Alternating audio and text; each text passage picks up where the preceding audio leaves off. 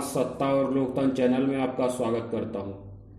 साथियों, आज हम बात कर रहे हैं कि ज्योतिष क्या है।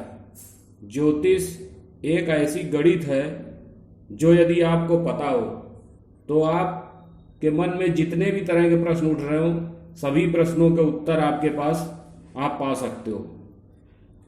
ज्योतिष एक ऐसी विधा है जिससे ग्रहों और नक्षत्रों की चाल जो है वो आपको बता देती है कि क्या घटनाएं घट चुकी हैं या क्या घटनाएं घटने वाली हैं, और इनको बहुत आसानी से आप समझ सकते हो। ये विधा बहुत पुरानी विधा है, पौराणिक कथाओं में भी इसका जिक्र है, और इस विधा को अब लोग जो है व्यापार के माध्यम से समझाने लगे हैं, इसीलिए ये विधा लगभग लुप्त होती जा रही है।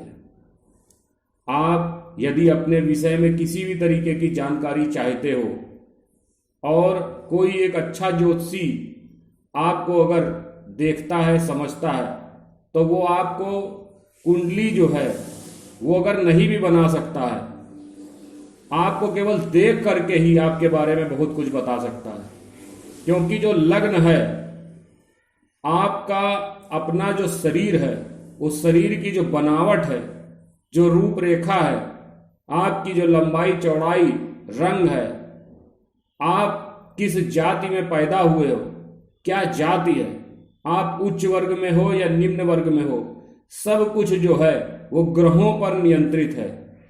आपका जन्म यशस्वी परिवार में हुआ या किसी छोटे परिवार में हुआ, सब कुछ एक नियत है। और आगे आपकी जो संतति आती है, उस संतति का भी क्या भविष्य होगा वो आपके ग्रहों पर निर्भर होता है। तो इस तरीके से बहुत सी जो जानकारियां हैं वो आप पा सकते हो। जन्म से पूर्व आप क्या थे और क्यों आपका जन्म हुआ, और जन्म के बाद आप क्या हो गए, ये सभी चीजें आप बहुत अच्छी तरह समझ सकते हो।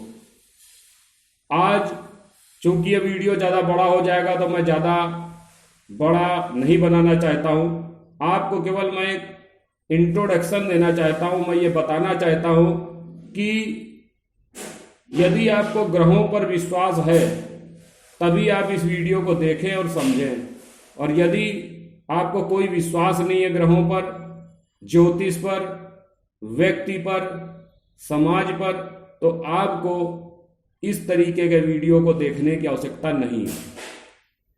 साथियों, सबसे पहले मैं बताता हूं कि जो लग्न होता है, लग्न यानी हमारा शरीर, वो हमें जो सारणी बनती है, जो 12 भाव बनते हैं, उसके बारे में जो जानकारी हमें मिलती है वो प्रथम भाव से मिलती है।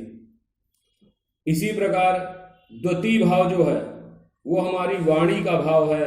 यदि हमें किसी की वाणी कैसी है उसको समझना हो तो हमें द्वितीय भाव को देखना होगा। पैतृक संपत्ति के विषय में देखना हो तो द्वितीय भाव को देखना होगा।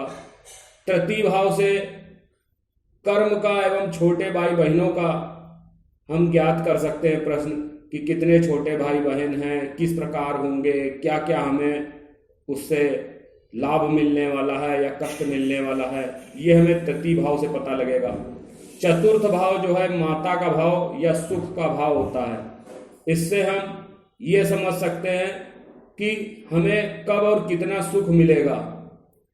इसी प्रकार पंचम भाव बेसिक शिक्षा जिसको कहते हैं, उससे हमें ये पता चल सकता है कि शिक्षा किस तरीके की हो गई। संतान के विषय में भी जो है कि उसका जन्म कब होगा, इस तरीके की जानकारी हम पंचम भाव से प्राप्त कर सकते हैं। छठा भाव जो होता है वो हमारे शत्रुओं के विषय में बताता है, और हमारे कि हम कब कब कितना कर्जा लेंगे या हमें कर्जे की आवश्यकता नहीं पड़ेगी। रोगों के विषय में बताता है कि हमें कब कौन से रोग होंगे, ये सब छठे भाव से हमें पता चलता है। सप्तम भाव से हमारा विवाहित जीवन कैसा होगा, या हम जो व्यापार करेंगे वो यदि अगर हम उस व्यापार में कोई पार्टनर रखते हैं तो उसके साथ किस तरीके से हमारा क्या गणित रहेगा, ये सब हमें सप्तम भाव से पता लगता है। अष्टम भाव मृत्यु का भाव कहलाता है, और अष्टम भाव से हमें ये पता चल सकता है कि व्यक्ति की आयु कितनी है, और इसी तरीके से अष्टम भाव से और भी कई एक जानकारियां हमें मिल सकती हैं। जब कोई शोध करना होता है, कोई रिसर्च करना होता है, तो हमें अष्टम भाव पर ही देखना पड़ता है। नवम भाव भाग्य का भाव कहलाता है, और नवम भाव से व्यक्ति के कि वो किस तरीके की उसकी उच्च शिक्षा होगी, इसके विषय में भी पता चलता है। दसम भाव जो होता है वो आप समझ लीजिए किसी व्यक्ति के कि वो कौन सा प्रोफेशन करेगा, कौन सा व्यापार करेगा, या कौन से नौकरी करेगा, या उसको कितना क्या वो उसका मतलब आप समझ लीजिए कर्म का जो निर्धारण क्षमता है वो वहाँ से पता लगती है। तो दसम भाव से हमें कर्म के विषय में भी काफ़ी कुछ पता चल जाता है कि वो किस भाव से हमें ये पता चल जाता है कि वो किस विषय में कार्य करे तो उसे ज़्यादा सफलता मिलेगी। 11वां भाव हमारे लाभ का भाव कहला सकता है। 11वां भाव हमारे लाभ का भाव कहलाता है, और इससे हम ये पता कर सकते हैं कि हमें कब सबसे अधिक लाभ प्राप्त होगा।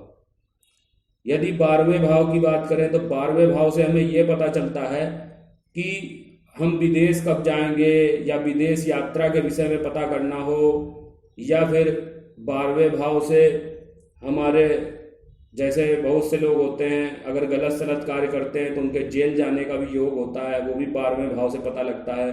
मुक्ति का भी जो भाव है वो भी 12वां भाव है कि व्यक्ति को मुक्ति मिलेगी, तो उसके विषय में भी जो है अध्यात्म की उसकी क्या मतलब वो रहेगी, तो उसके विषय में 12वें भाव से पता चलता है। इस तरीके से 12 भावों में एक कुंडली का निर्धारण होता है, और इन्हीं भावों पर कौन से ग्रह बैठे हैं, उन ग्रहों की क्या युति है, और फलादेश जो है वो हम देखते हैं कि एक तो गोचर देखा जाता है, जो ट्रांजिट में ग्रह घूम रहे हैं उन पे भी सोचने का विषय होता है, उन पे भी शोध किया जाता है।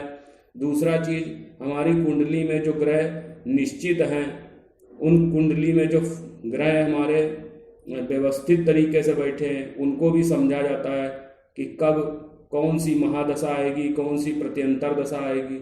इस प्रकार से विंशोत्तरी दशा देख करके हम लोग फलादेश समझते हैं। तो ये वीडियो ज़्यादा लंबा ना हो जाए इसलिए मैं केवल आपको आज एक धन्यवाद साथियों। जय हिंद, जय भारत।